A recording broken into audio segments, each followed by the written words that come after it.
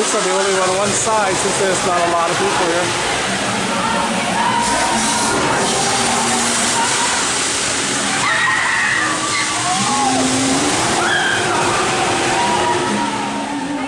I'm just getting ready to ride Giant Barton Swing here in Silver Dollar City. Looks like we're the only two riders again.